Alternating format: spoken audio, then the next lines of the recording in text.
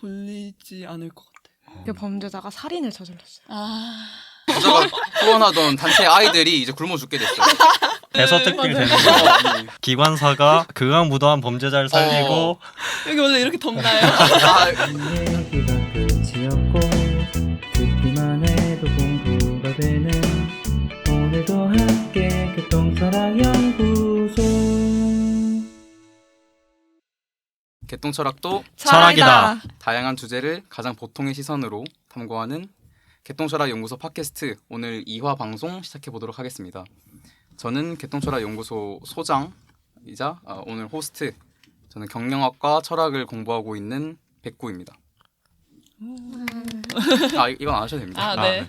저는 경영학과 산업경영공학을 공부하고 있는 이키입니다. 네, 저는 생명공학 공부하고 있는 알록입니다. 네, 저는 미디어학과 사회학을 공부하고 있는 은동입니다. 네, 일단 저번 주 이제 방송하고 바로 유튜브에 영상까지 업로드했는데 다들 보시긴 보셨죠? 네, 봤죠. 어떠셨는지 간단하게 얘기해 볼까요? 저는 네. 저희가 이제 시작이고 네네. 앞으로 더 성장할 여지가 많구나. 네네. 너무 교과서적인 답변이네요. 네. 그래, 또 나름 재밌었어요. 그렇죠. 네. 네. 네. 저는 제가 24년 평생 동안 말하기에 자신이 없다고 생각하는 사람이었고, 그래서 제가 이렇게 오랫동안 말하는 거를 처음 이렇게 객관적인 시선으로 봐서 참 참담했지만 그래도 팟캐스트 계속 하다 보면 앞으로 성장 많이 하겠다 이런 생각을 해서 긍정적으로 바라보고 있습니다. 저는 너무 그냥 재밌게 떠들다가만 시간이 훅 간 것 같아서 앞으로도 그냥 재밌게 떠들고 가고 싶은 생각입니다. 확실히 제일 잘했던 분은 다르네요. 여유가 있네요. 그러니까요. 즐겼다는 건 사실 그림이 잘했다는 아닙니다. 뜻이니까. 그죠? 저는 제가 말을 더 잘한다고 생각을 했는데 영상을 봤는데 막 어버버버 하고 싶은 말이 너무 많아가지고 잘 말도 못 정리하고 이런 게 있더라고요. 근데 오늘은 좀 더 잘할 수 있지 않을까라는 생각을 하면서 왔습니다. 좋아요. 그래서 오늘은 제가 트롤리 딜레마를 처음에 이제 핵심 주제로 잡아서 드렸는데 여기서 모든 논의를 끝내기에는 제가 하고 싶은 얘기가 여기에 집중되어 있는 게 아니라서 큰 주제로는 도덕과 실천이라고 제가 얘기를 이제 드렸고 주요 주제로 트롤리 딜레마를 가져왔는데 그래서 오늘은 도덕, 윤리학 이런 거에 대해서 간단하게 찍어 먹어보는 시간을 가져보도록 하겠습니다. 그리고 제가 쿠션을 좀 깔아야 되는 게 제가 철학을 공부하고 있지만 가장 수업을 열심히 듣는 학생은 아니어서 제가 틀린 내용을 전달한다면 정말 죄송하게 생각하고 댓글로 지적해 주셔도 좋고 제가 좀 자신이 조금 없어가지고 어떤 교수님이나 교육기관의 문제가 아니라 저의 문제로 인해 생기는 그런 오류라는 점을 이제 얘기를 미리 하고 시작하도록 하겠습니다. 가볍게 시작하죠. 도덕, 윤리학. 도덕 수업 시간에 배운 적 많잖아요. 초등학교, 중학교, 그쵸. 고등학교에 있나요? 도덕? 있었나요? 중학교 때까지만 중학교까지 도덕이 있었죠. 있었던 것 같고 네. 고등학교 때는 생활과 윤리라는 이름으로 그렇죠. 배웠던 것 같습니다. 도덕이 뭐죠? 저 도덕적이지 않은가 봐요. 도덕 뭔지 모르겠어요. 도덕이 뭔지 모르는데 어떻게 도덕적이지 않다는 걸 알 수 있죠? 그러게요. 근데 일단 정의도 네. 모르면은 도덕적이지 않을 수도 있는 거 아닌가요? 아닌가? 네, 제가 네. 생각하는 도덕이란 좋은 삶을 어떻게 살아갈 수 있는지 탐구하는 학문이라고 생각하고 네. 이 좋은 삶이 뭔지에 대해서는 함께 정의를 내려봐야 한다고 생각합니다. 좋습니다. 저도 알롱님이랑 정말 비슷한 의견으로 무엇이 좋고 나쁜지를 우리가 함께 이야기해보는 것. 그래서 내가 이 사회의 구성원으로서 더 좋은 삶을 살기 위해서 탐구하는 학문이 윤리학이지 않을까 생각을 합니다. 네, 좋습니다. 저도 뭐 특별히 더 아는 건 없고요. 비슷하게 생각하고 있습니다. 그래서 윤리학에서 보통 이 분야를 세 개로 나누는데 첫 번째로 메타 윤리학. 메타가 그러니까 메타피직스가 형이상학? 그렇죠. 형이상학 아리스토텔레스가 이제 얘기했을 때 메타피직스라고 했는데 그처럼 이제 형이상학적으로 윤리학에서 그러니까 좋다. 도덕인데 왜 도덕적으로 살아야 되고 도덕 그 자체란 무엇이고 를 탐구하는 게 진짜 형이상학적인 논의죠. 그러게요. 정말 답이 없는 문제네. 그러고 규범 윤리학은 이제 무엇이 그래서 그 안에서 구체적으로 이런 원칙에 의해서 이런 선택을 하는 게 도덕적이다. 아니다. 그 원칙이 아니고 이 원칙이 도덕이다라고 이제 하는 게 우리가 대부분 알고 있는 것들과 생각하는 것들은 규범 윤리학입니다. 그리고 마지막으로 응용 윤리학. 이제 실제로 이런 우리가 규범 윤리학에서 정의한 내용과 어떤 사상을 가지고 실제 우리 삶의 윤리적 문제들을 해결하려고 하는 것들이 응용 윤리학에 있는데 저희는 간단하게 3가지를 모두 찍어 먹어보는 걸 저도 목표로 하고 있어서 시작해 보도록 하겠습니다. 첫 번째로 메타 윤리학인데 도덕. 왜 도덕적으로 살아야 되죠? 어떻게 생각하세요? 다들 그렇게 생각은 하잖아요. 도덕적으로 살아야지. 도덕적으로 안 사는 것보다는 도덕적으로 사는 게 좋지 않나라고 생각하잖아요. 근데 왜 그렇죠? 좀 개인적인 이유와 사회적인 이유로 좀 나눠질 것 같아요. 어떻게 해야 되죠? 사회적으로는 이 사회의 존속과 유지를 위해서 그렇죠. 그럴 것 같고 공동체 질서를 위해서. 개인적으로는 뭔가 자기 자신에 대해서 또 스스로가 바라보고 있으니까 그런 내면적인 어떻게 표현해야 될까요? 자기 만족도 있을 수 네, 있을까요? 자기 만족적인 네. 측면에서도 있을 것 같아요. 제가 생각했을 때는 인간이란 존재는 이성을 가지기 때문인데요. 도덕적으로 가장 많은 사람들이 동의하는 말 중에 사람을 죽이면 안 된다가 있을 그렇죠. 것 같아요. 근데 이제 동물들 같은 경우에는 이성이 없으니까 내가 나의 생존을 위해서 다른 개체를 죽이는 게 허용이 되지만 심지어 같은 종이라고 할지라도요. 그런데 이제 인간은 이성을 갖고 있으니까 최소한 같은 인간만큼은 죽이면 안 된다라는 생각이 깔려 있는 것 같아서.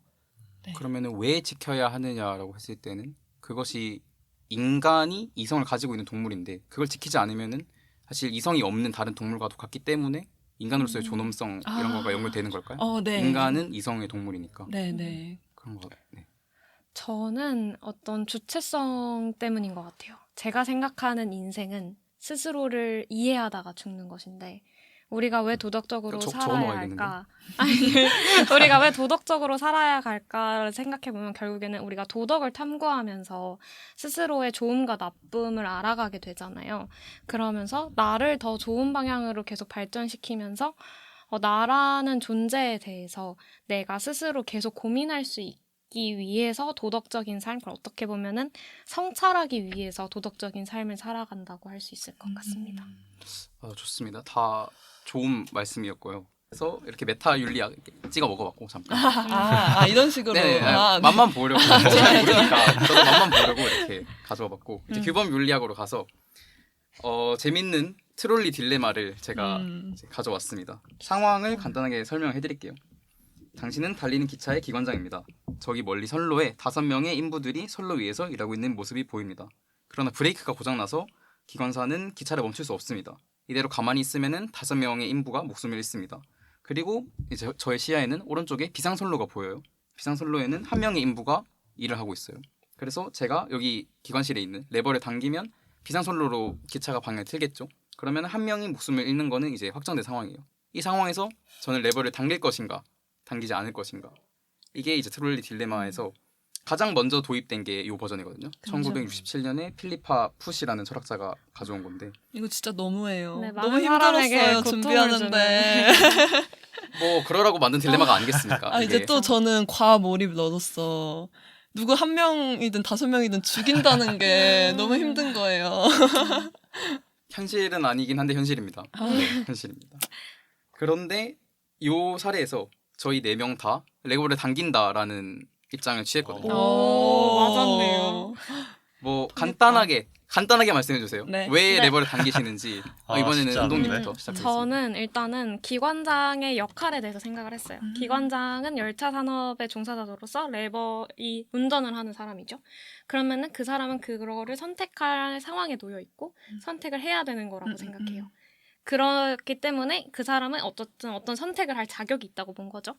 그리고 이거는 굉장히 긴급한 상황입니다. 예측 불가능하고 굉장히 재앙과 같은 긴급한 상황이기 때문에 우리가 생각했을 때는 제가 기관장이라면 1명을 죽이겠다라는 생각으로 레버를 돌리는 게 아니라 5명을 살리고 싶어서 레버를 돌릴 거란 말이죠. 그럼 그 동기 자체가 선하잖아요. 그렇기 때문에 이 절실한 마음으로 5명을 살리겠다고 해서 레버를 돌리면 그렇기 때문에 이제 저라면 레버를 돌리지 않을까 생각을 합니다. 알겠습니다. 알롱님은 네, 저도 은동님의 생각과 비슷한데요. 이제 저도 기관장의 역할에 집중을 해서 이게 정말 어쩔 수 없는 상황이잖아요. 나는 기관장이고 선택을 해야 되고 이미 이 사건에 관여가 되어 있는 사람이에요. 그럼 이렇게 강제적인 상황에서 피해를 최소화하는 방향으로 사건을 결정하는 게 기관장에게 필요한 역할 아닐까라고 생각합니다. 네, 저도 비슷한 맥락인데요. 이 그 핸들을 트는 것과 틀지 않는 선택지 모두 저는 무게가 같다고 생각을 했어요. 왜냐하면 이제 기존에 그 브레이크가 있었으면 멈췄어야 되는 게 맞는데 예측할 수 없었던 계획되지 않았던 상황이기 때문에 이 꺾는 행위와 그대로 두는 행위 모두 저는 그 선택의 무게가 똑같다고 생각을 했고 그러면 이제 인간 존엄성의 관점에서 이제 5명을 위해서 1명을 희생시킬 것인가라는 관점으로 봐야 되는데 저는 사실 5명도 존엄성이 있고 1명도 존엄성이 있고 이 존엄성은 수량화할 수 있는 개념은 아닌 거잖아요. 그렇죠. 네. 그래서 이제 그건 비교 대상이 안 되고 마지막으로 아까 말씀해주신 것처럼 수치상으로 비교를 했을 때 이제 1명으로 가는 게 맞지 않나 생각했습니다. 그 수치는 존엄성이라는 관계없이 그냥 네. 사람 숫자 그 공리주의적으로 봤을 때 이제 존엄성이 이제 첫 번째 기준이긴 하지만 그 존엄성으로 비교를 할 수가 없는 상황이다 보니까 둘 다 존엄성 그렇게 해치게 될 수밖에 없으니까. 네, 그거는 이제 일단 비교 기준이 될 수 없다. 그래서 다음 단계로 넘어갔을 때 이제 사람 숫자로 봤을 때 어쩔 수 없이 1명으로 가야 하지 않나 생각했습니다. 좋습니다. 이제 필리파 풋이 낙태와 Doctrine of Double Effect 이중 효과에 대해서 얘기하면서 이걸 도입을 했는데 거기서 바로 나온 게 이제 뒤에 나오는 외과 의사 사례인데요. 외과 의사 사례에서는 이제 우리가 외과 의사예요. 그리고 우리의 환자 중에서 5명이 있는데 심장, 폐, 척수, 간, 위 그러니까 5개의 어떤 위장 장기들이 각자 안 좋아서 굉장히 위독한 환자들을 가지고 있는 외과 의사예요. 그래서 이 사람들을 살려야 되는데 장기 기증자가 없어요. 혈액형이 희귀 혈액형이라서. 근데 우연히 건강검진을 받으러 온 제 환자가 이 혈액형이고 장기가 건강해서 딱 보면은 실력이 좋아가지고 아는 거예요. 이 사람의 장기가 있으면 내 그 수술실에 있는 5명 살릴 수 있겠구나라는 걸 알아요. 그러면은 이 의사는 과연 이 1명 희생해서 다른 5명 살려야 하느냐에 대해서 얘기를 하는 건데 이것도 사실 이거 되게 직관적인 것 같거든요. 당연히 저희 4명 다 1명 희생하지 않는다라는 대답을 내렸어요. 여기서 이제 필리파 풋이 얘기한 거는 그 DDE라고 하거든요. Doctrine of Double Effect인데 이제 어떤 선택을 할 때 인간을 일단 1번 수단으로 활용해서는 안 되고 트롤리에서는 수단으로 이제 활용하지 않았는데 왜 이게 가능하냐면은 예견된 부작용이라는 거죠. 어쩔 수 없이. 근데 수단으로 1명을 이용하려 한 게 아니기 때문에 트롤리에서는 예견된 이 사이드 이펙트가 있는 거는 허용해도 된다라는 논리로 이 이중 부정 효과인지 제가 이중 효과인지 정확히 기억이 안 나는데 저도 잘 저도 모르겠어요. 잘 모르. 닥터널 더블 이펙트 이중 효과가 맞겠네요. 더블 이펙트니까. 그런데 외과 의사에서는 1명 수단으로 이용했기 때문에 안 된다라는 주장으로 외과 의사를 가져왔습니다. 그래서 이거는 다들 동의할 것 같고 맞아요. 여기 보시는 맞아요. 모든 분들도 외과 의사라면 안 살릴 것 같아요. 그 1명 희생하지 않겠죠 웬만해서는. 그렇죠. 그 다음에 주디스 자비스 톰슨이라는 사람이 이 트롤리 딜레마가 재밌었나 봐요. 그래서 요거를 가져와가지고 막 변형 사례를 많이 만들어냅니다.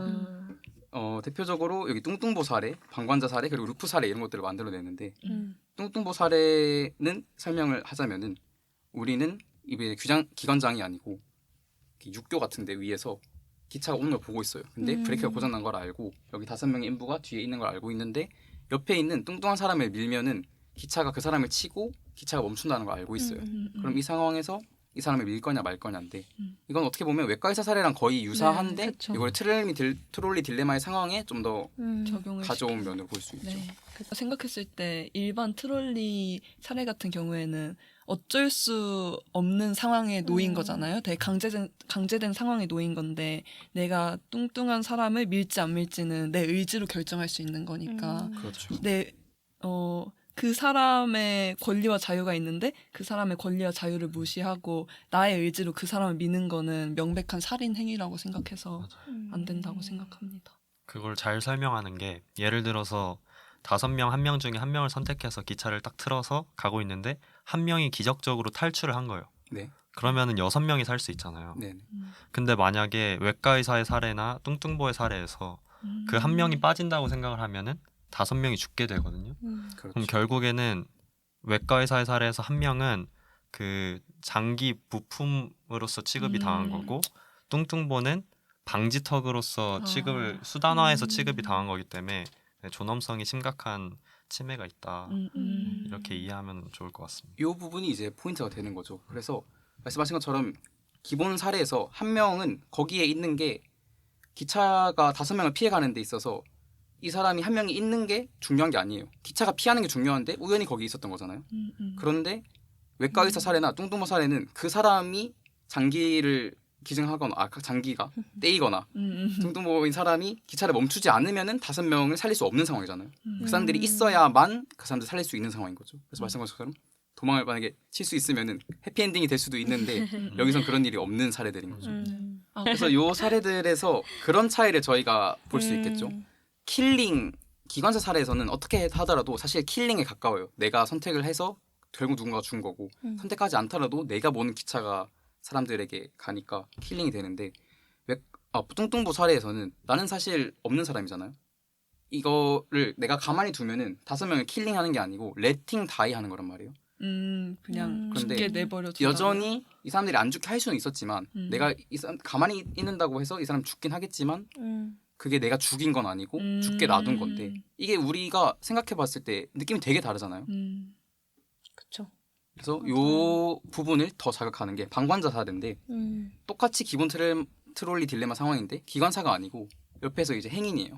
그런데 상황을 다 알고 있고 내 눈앞에 레버가 있어서 요걸 당기면은 한 명한테 가고 아니면은 그대로 5명이 죽는 상황인 건데 통계적으로는 기본 트롤리 딜레마가 이제 90%가 레버를 당긴다고 해요. 한 명으로 바꾸는 거죠. 저희가 처음에 다 동의했던 것처럼.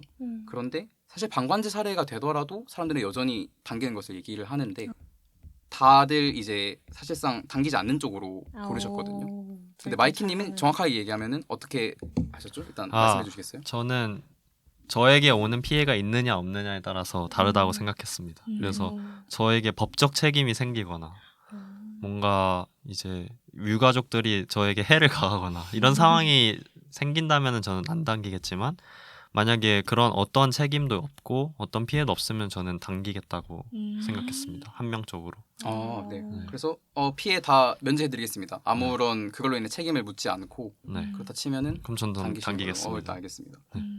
그리고 저는 당기지 않을 것 같은데 제 이유는 개입하는 게 너무 무서운 것 같아요. 그 맞아요. 상황에서 저는 원래 관련 없는 사람에 가까운데 뭐 완전히 관련이 없는 건 아니지만 내가 가만히 있으면은 죽게 놔두는 게 맞지만 내가 누르면 진짜 죽이는 거잖아요. 그래서 그 결과들이 무서운 면이 있는 것 같아요. 그렇긴 하죠. 저도 정말 비슷한 네. 맥락에서 제가 선택할 자격이 없다고 생각했어요. 누군가의 뭐 생명이 물론 거기에 내가 앉아 있는 거긴 하지만서도 동시에 제가 그걸 두 개를 판단할 어떤 제가 그 사람들과 어떤 이야기를 공유하지도 않았고 다 모르는 사람들이라고 가정을 하면 내가 이 사람들의 어떤 생명의 경중을 나눌 수 없는 노릇이니까 가만히 있는 게 맞지 않나 이런 생각을 했습니다. 네, 저도 법적 책임이 두렵다기보다는 아까 이키가 말했듯이 이 생명의 존엄성이라는 것은 수량을 할 수 없는 건데 이 어려운 딜레마에 내가 결정을 내린다는 게 좀 무서운 것 같아요. 그러면 예를 들어서 저는 사실 이런 생각을 하게 된 이유가 뭐냐면 조금 다른 시각으로 바라본 걸 수 있는데 제가 이제 독일에서 교환학생을 할 때 호수에서 이제 친구들이 막 저 반대편 호수로 건너가자라고 수영을 수영했어요? 해서 건너가고 있었어요. 네, 듣기만 해도 위험한데. 그랬는데 저는 그때 발에서 피가 나고 있어서 호수에 들어갈 수가 없었어요. 네. 그래서 다리 위에서 지켜보고 있었는데 한 명이 수영을 하다가 안 되겠는지 거꾸로 돌아오는 거예요. 근데 그러다가 힘이 빠져서 꼬르르 아래로 들어가고 있었어요. 네. 근데 제가 그 상황에서 다리에서 이제 뛰어내려서 구하러 갈 수가 있는 상황이었던 거예요. 그렇죠. 근데 저는 그 상황에서 제 스스로가 이걸 구할 수 있을 것 같다라고 생각을 해서 뛰어내려가지고 구하러 갔어요. 네네. 네. 근데 갔는데 완전 그 친구가 패닉 상태다 보니까 그쵸. 저를 자꾸 이렇게 막 끌어내리고 그쵸. 저도 막 숨이 안 쉬어지고 그런 상황에서 어찌어찌해서 겨우겨우 이렇게 무트를 밀어가지고 살아났는데 드라마 같다. 이제 저 또한 죽을 수 있다는 그런 경험을 했다 보니까 이제 제가 그 상황으로 다시 돌아가게 되면은 머뭇거리게 될 것 같은 거예요. 그러네요. 오히려 그래서 뭔가 나에게 뭔가 어떤 피해가 오면은 이거는 좀 결정을 안 할 수 음. 있겠다라는 생각을 했는데 사실 이 문제의 관점은 그게 아니었던 거죠. 조금 뭐 아니 네, 근데 개입을 할지 말지가 문제였는데 근데 꼭 그런 건 관점을 아니라 봤던 것 생각하는 같아요. 게 이게 어떻게 제시하느냐에 따라서 대답도 되게 갈릴 것 같고 제가 맞아요. 제시한 상황이 있으니까 음. 그거에 대해서 모든 경우와 실제 사고 실험이니까 음, 어떤 결과가 있을지 생각하는 거는 저는 맞는 방향이라 생각합니다. 음, 그리고 저는 도덕적으로 허용 가능한가는 저도 예스라 생각해요. 누군가가 이걸 레버를 당기는 게 더 도덕적이라 생각한다면 충분히 그게 맞는 말이라 생각하고 그래서 저도 비슷하게 내가 만약에 당기는데 그거에 대해서 아무도 모르고 나에게 책임을 묻지 않는다면 저는 당길 것 같습니다. 근데 그게 왜 도덕적으로 허용이 가능한 거예요? 첫 번째 기관장 사례에서도 제가 만약에 이거를 레버를 돌린다면 그거는 이미 어떤 피해가 생기는 거는 확정되어 있는데 그 피해의 크기를 최소화하는 데 있어서 다른 음. 질적 요소를 인간 생명을 가지고 계산할 수 없기 때문에 생명의 숫자로 어쩔 수 없이 말씀하신 비슷한 논리로 하기 때문에 방관자 사례에서도 이게 나에게 책임이 있는 결과가 아니라면 충분히 5명이 아닌 1명을 희생하는 방향이 도덕적으로 허용 가능하다고 저는 생각했습니다. 음. 그러면은 혹시 예를 들어서 방송으로 네네. 좋아요. 이렇게 좋아요. 나오는 네. 거예요. 네. 그 레버 근처에 있으신 분이 뭐라도 좀 어떻게 해봐요 이렇게 했어요. 네. 그럼 어떻게든 이게 권리가 네. 뭐 100% 생겼다고는 할 수 음. 없겠지만 네네. 어떤 정당성이 네. 조금은 생긴 거잖아요. 그쵸. 네, 저는 그때도 사실 그냥 가만히 있을 것 같아요. 왜냐면 그냥 누군가의 생사의 죽음을 말씀하신 것처럼 관여하는 것 자체가 무섭기도 무섭지만 네. 그럴 자격이 너무너무 없는 것 같아요. 근데 잠시만 끊어서 죄송한데 네네네. 첫 번째 사례에서 기관장의 책임이 있기 때문에 그 선택을 네. 할 수 있는 권리가 있다고 하셨잖아요. 네. 그럼 이번에 방관자가 아니고 네. 요 역의 장이라고 합시다.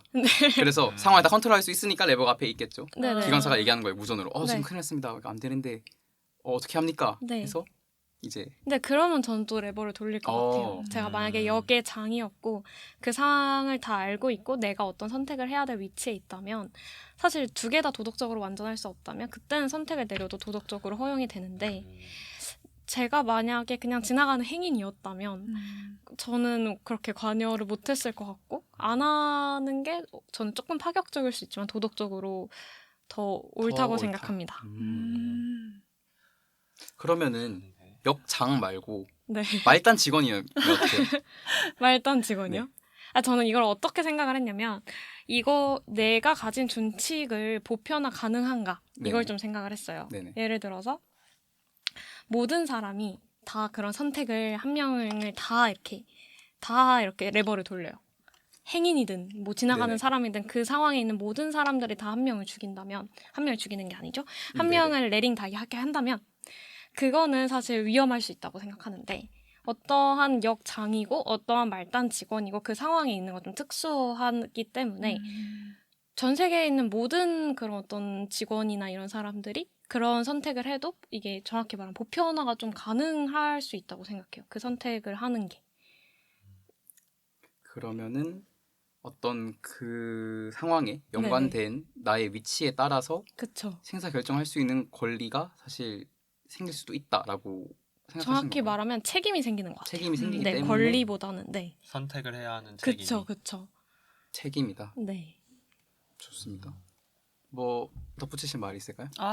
동의합니다. 아, 저는 동의합니다. 네 이제 은동님의 어. 생각에 더 동의하는 것 같습니다. 좋습니다. 근데 어려운 것 같아요. 네, 네. 말씀하세요. 이건 그냥 제가 이 문제를 고민하면서 가장 많이 들었던 건데 방관하는 거랑 죽이는 거랑 네. 그게 다른가? 이런 생각을 했어요. 어쨌든 방관하는 게 도덕적으로 어떻게 옳다라고 말할 수 있는가? 뭐 이런 거에 대한 고민을 정말 많이 하게 된 것 같아요. 예를 들어서 우리가 봤을 때 누군가를 살릴 수 있었음에도 그냥 방관을 하면 그건 나쁜 거잖아요. 나쁘죠. 근데 이거랑 무슨 차이가 있을까? 뭐 이런 고민을 하게 되었던 것 같아요. 그래서 우리가 사실 살아가다 보면 정말 많은 것을 방관하면서 살아가잖아요. 그렇죠. 어떤 부정이라든지 악이라든지 이걸 방관하는 나를 너무 나쁘게 생각하면 정말 저는 진짜 나쁜 사람이거든요. 왜냐면 너무 네네. 많은 걸 우리는 방관하면서 살아가기 때문에 그래서 이 방관하는 것 자체를 어떻게 바라봐야 될지에 대해서 이 트롤리 딜레마를 통해 정말 스스로 많이 고민을 해봤던 것 같아요. 그러면은 방관을 하는 경우가 많으니까 그걸 다 신경 쓰기에는 그러면 일상생활이 안 되잖아요. 그쵸. 그래서 방관하는 건 조금 괜찮다라는 결론에 가까운 거 아닐까요? 그럼? 그렇게. 살아가는 데 네, 있어서? 네, 그런 그렇죠. 것 같아요. 네. 말씀 들어보니까 방관하는 건 그래도 누군가를 죽이는 것보다는 낫다. 당연히. 그리고 우리는 신이 아니기 때문에 이 세상에 정말 많은 나쁜 일들이 일어나잖아요. 이거를 뭐 1부터 뭐 100만까지 다 일일이 신경 쓰면서 책임감을 가진다면 그 한 개인이 일상생활을 하기가 정말 힘들 것 같아요. 맞아요. 이거 비슷한 얘기가 마지막 점에 준비되어 있는데 한번 이것도 마지막에 다뤄보도록 하겠습니다. 네. 좋습니다. 아까 보편화 준칙 비슷한 얘기를 하셨는데 네. 아마 칸트의 의무론에서 나온 것으로 보이는데 뭐 맞을까요? 맞아요. 맞습니다. 칸트의 의무론에서 두 가지가 있죠. 첫 번째는 너의 행위 준칙이 보편 준칙이 될 수 그렇죠. 있도록 행위하라. 네. 그리고 두 번째는 모든 인간을 목적성 수단이 아니라 그렇죠. 목적으로 인간 존엄성에 대하라. 대해서 네. 그렇죠. 수단이 아니라 언제나 목적으로 대하라라고 그렇죠. 얘기를 하는데 요거를 건드리고 아까 덕트린 오브 더블 이펙트를 건드리고자 톰슨이 루프 사례를 만들어요. 루프 사례는 방관자 사례랑 똑같은데 5명과 1명의 철도가 이어져 있어요. 네. 그러면 생기는 차이점은 아까 저희가 잠깐 얘기했듯이 이번에는 1명이 도망치면 5명이 죽겠죠. 네. 그러니까 1명의 죽음이 필수적으로 5명을 살리는 데 수단이 될 수밖에 없는 거예요. 그러면은 필리파 푸스의 입장에서 아까 독트린 오브 더블 이펙트를 얘기했는데 그때 틀어도 된다고 했잖아요. 예견된 부작용이니까. 네. 근데 수단으로서는 쓰면 안 된다고 했어요. 네. 톰슨이 이제 필리파 푸스를 괴롭히는 거죠. 네. 루프로 만들어 버렸더니 뒤에가 이어졌을 뿐인데 한 사람이 수단이 돼버린 거예요. 내가 틀면은 이 사람으로 인해서 5명 살리게 되니까 요 DD를 활용해서는 설명할 수 없는 상황이 돼버린 거죠. 그러면 이게 우스운 일이잖아요. 원래는 될 것 같았는데 이게 이어져 있다는 사실만으로 인해서 그게 바뀌었으니까. 그리고 루프 사례에서 제가 결론을 받았을 때 여러분 모두 레벨을 당기지 않는다. 그런데 제가 여기서 여러분을 괴롭히고자 어제 네. 생각해 본 것은 네네. 루프 플러스 기관사 사례로 가겠습니다. 여러분 이제 책임도 있고 처음에 했던 것처럼 기관사예요. 이 경우에 레버 당기시겠습니까? 안 당기시겠습니까? 그러니까 일단 가는 길은 원래 5명으로 돼 있는 게 맞는 거죠. 저는 트롤리랑 똑같이 당길 것 같은데 그거를 물론 수단으로 대우했다는 점에서 완전할 수 없지만 또 칸트가 동기론 학자잖아요. 그러니까 내가 5명을 구하고자 하는 그 동기에 집중을 해서 하지만 네. 칸트 씨가 여기 계셨으면은 동의 못 하셨겠죠? 왜냐면 인간을 수단으로 썼으니까. 그렇지 않을까요? 근데 제가 알기로 칸트는요. 그 수단으로 대화하는 거와 동시에 목적으로 대화하는 거는 괜찮다고 그렇죠, 생각했잖아요. 맞아요. 언제나 동시에. 네. 그 상황에서는 수단으로 쓰였지만 그 사람이 그 사람을 단지 수단으로만 대했냐는 또 따져볼 문제라고 생각하거든요. 저희 모두 다 인간 존엄성을 그 사람을 생각을 했으면 동시에 목적으로 대우했기 때문에 그런 의미에서 어떤 그 동기에서는 칸트님께서 보셔도 이 정도 그래도 좀 사실 너무 엄격하신 철학자여서 안 된다고 할 것 같지만 어떤 참작의 여지가 있지 않나 이렇게 제안드려 한번 봅니다. 항변하실 수 있을 것 같아요. 네네네. 네, 이 정도는 어떻게 당기시겠습니까? 지금 가고 있는데. 근데 그러면 저는 아무리 기관장이라고 하더라도 당기지 않을 것 같아요. 그래요? 네. 오. 이 한 사람이 네. 어쨌든 네 저는 뭐 아까 동기론 얘기하셨지만 그럼에도 불구하고 사람은 언제나 목적으로 대해야 된다는 말에 조금 더 그러면은 중심을 저도 두기 동의하는 때문에. 것 같아요. 왜냐면 이 머릿속으로 그려지거든요. 이걸 사람을 치고 지나갔을 때 이제 원래 트롤리 딜레마의 사례에서는 어떻게 5명을 살리려다가 치고 지나가 버렸네가 될 것 같은데 그 루프의 사례에서는 뭔가 그 사람으로 이용해서 기차를 끼익 하고 멈추는 게 상상이 되거든요. 그쵸. 상상하셔도 됩니다. 그럼 그거 너무 다를 것 같아요. 맞아요. 그래서 저는 그래서 5명을 네. 끼익 하겠다 라고 말씀해 주셨습니다. 그렇지만 그거는 제가 의도한 바는 아니니까. 그래서 선택을 안 하고 그대로 가도록 그래서 할 것 같아요. 레벨을 당긴다 하셨죠? 이번 네. 사례에서. 네. 저 당길 것 같거든요. 당길 것 같아요. 저는 이게 되게 재밌는 것 같아요. 뒤에 연결돼 있다는 사실만으로 지금 두 분이 선택이 바뀐 거잖아요. 기관장 네, 맞아요. 사례에서도. 근데 이게 저는 의도의 차이라고 생각해요. 이제 네네. 첫 번째 같은 경우에는 진짜 어쩔 수 없는 상황에 놓여서 뭐 둘 중 하나를 선택할 수밖에 없는 상황인데 이건 아까 이키가 말한 것처럼 내가 이 한 명을 수단으로 이용해서 이 사람을 막아야겠다라고 의도를 가지고 그쵸. 이쪽으로 옮기는 거는 기관장은 알고 있는 거잖아요. 한 근데- 명이라도 쳐야 이 기차가 어. 멈춘다라는 걸 알고 있는 어. 상황이니까. 그래서 거꾸로 그러니까. 되는 거죠. 근데 그렇게 생각하면 기본 트롤리 딜레마에서도 알고 있잖아요. 이 사람이 죽으면 5명이 살 거라는 것. 근데 그것도 마찬가지로 그 사람을 어떻게 보면은 찰나의 순간이지만 수단으로 대했을 여지가 그렇죠. 있다고 어떤 면에서 수단이 생각하거든요. 될 어떤 거라는 면에서는.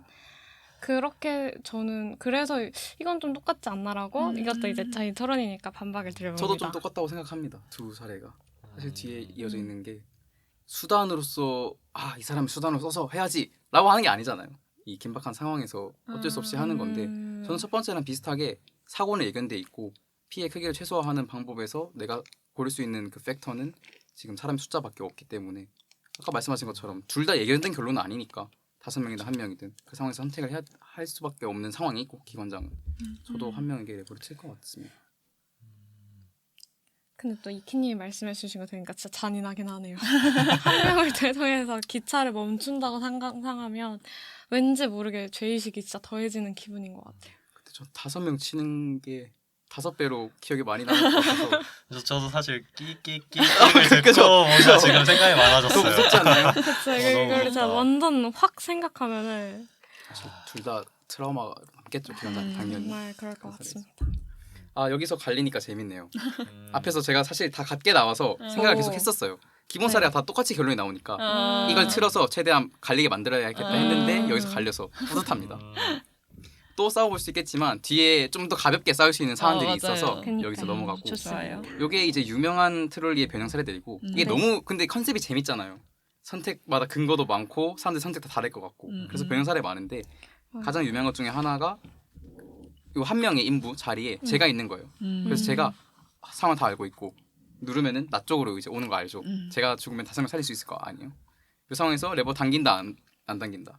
약간 영화 주인공 느낌인데. 자 어떻게 하시겠습니까? 전 절대 안 당깁니다. 어떻게 하시겠습니까? 어떻게 저 하시겠습니까? 당긴다. 자 당기는 사람이 와, 가면을 빨리 벗겨야 돼. 가면에 벗길 아니, 공격 그게 시작하겠습니다. 그러니까 도덕적인 선택을 할 때 중요하게 생각하는 준칙이 나한테는 안 되는 거는 타인한테도 해서는 안 된다고 생각해요. 그 황금률이죠. 역지사지가 굉장히 중요한 것 같아요. 보편화 정식과도 맞닿을 수 있는데 나에게 할 수 없다면 타인에게도 하지 말아야 되고 만약에 제가 여기서 레버를 당기지 않는다면은 저는 사실 기본 트롤리 문제에서도 당기지 않는다라고 대답했을 것 같아요. 근데 저는 기본 트롤리에서 당겨야 된다고 했잖아요. 그러면 저는 그 사람의 인간의 존엄성이 어마어마하게 중요한 걸 알면서도 당긴다고 선택을 했기 때문에 저도 만약에 제가 인부예요. 그러면은 그 이야기의 일부고 저는 인부로서 운이 나쁘게 열차 사고의 재앙으로서 사망하는 거라고 생각해요. 그래서 네, 재앙 자체가 문제인 거지. 제가 만약에 물론 살아남는다는 거 굉장히 중요한 문제이지만 제가 그거를 안 돌려서 5명이 죽었다고 생각하면은 평생 저는 살아갈 자신이 없어요.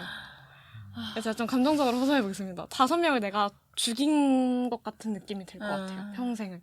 그런데 살겠죠. 그렇게 돼요. 제가 드는 생각은 원래 도덕의 정의를 얘기해 주실 때 내재적 가치가 중요하다고 말씀하셨잖아요. 그러니까 어쨌든 도덕으로 인해서 내가 행복해야 한다. 그쵸. 맞아요. 근데 이제 자신의 도덕에 그러니까 행복에 가장 큰 영향을 미치는 거는 자기 자신의 그쵸. 암이거든요. 그쵸. 그러면 결국에는 자기 자신을 행복하지 않게 하는 선택이지 않나요? 그럼 도덕적이지 않은 것 같은데. 근데 저는 그런 생각을 했어요. 이거 좀 약간 애니아서 할 수 있는 상상 같기는 한데 그러니까 이게 제가 죽으면 세상은 사라지지만 그 뉴스는 계속 남을 거 아니에요. 그럼 그 뉴스에서 저는 어쨌든 말씀하신 것처럼 약간 희생한 히어로. 영웅이죠. 히어로, 영웅이 될 거 아니에요. 네. 저는 차라리 그런 이야기로 어, 남고 싶다라는 생각이 드는 것 같아요. 근데 만약에 저도 근데 말씀해주신 것처럼 이 세상은 사실 제가 존재해서 이 세상이 존재하는 거지 제가 죽으면 이 세상은 존재하지 않잖아요. 저한테는 의식 경험으로. 네, 의식 경험으로 인해. 그래서 말씀해주신 것을 듣고 제가 진짜 만약에 이 상황이 간다면 쉽사리 레버를 당기지 어려울 것 같다라는 생각도 지금 동시에 드는 것 같긴 해요. 근데 제가 레버를 당길 수 있다는 걸 전 세계 모든 사람이 아는 건가요? 알 수 있죠. 알 수 있죠. 있어요? 네. 네. 근데 모든 사람이 알아도 자기 목숨을 보존한 거에 대해서는 아무도 뭐라고 못할 욕하진 거라고 않을 것 생각해요. 욕 안 할 것 네. 같아요. 네, 네. 맞아요. 맞아.